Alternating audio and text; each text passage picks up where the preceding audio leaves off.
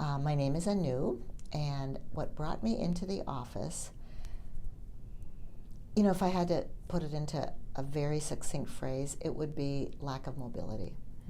So I was feeling that my back was going out. I traveled a lot and had a very stressful job, was constantly on the road, and I felt that my back would go out.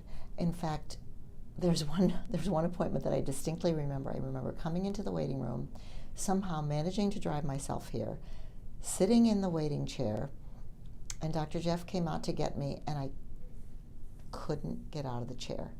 I just couldn't get out of the chair.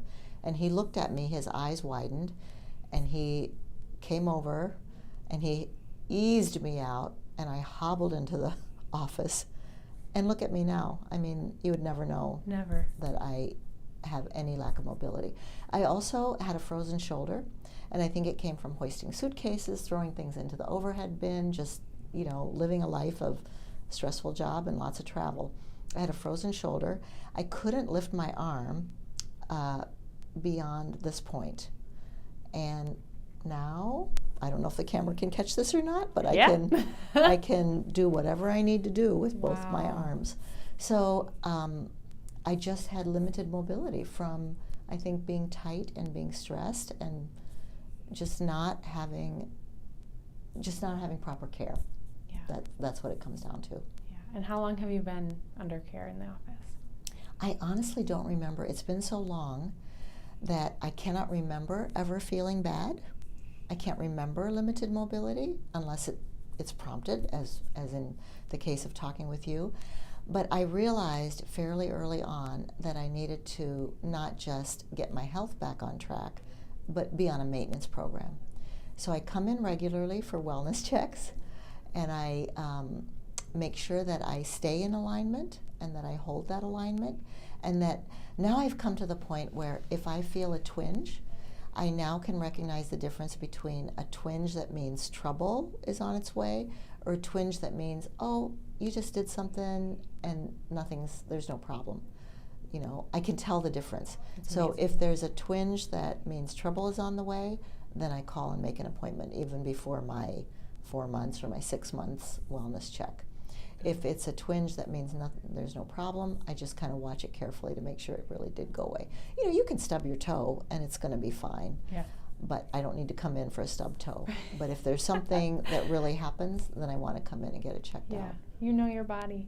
I have learned to know my body. Yeah. And I have to say that the care that I've received in these 4 walls has been beyond what I ever expected.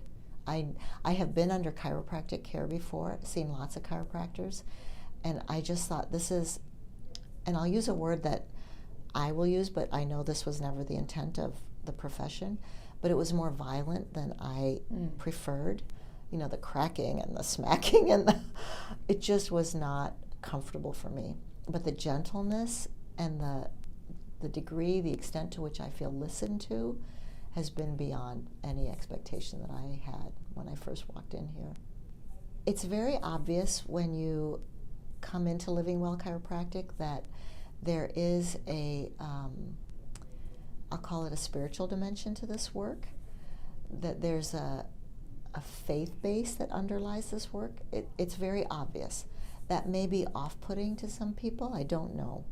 But I wanted to say on the record that I'm Hindu.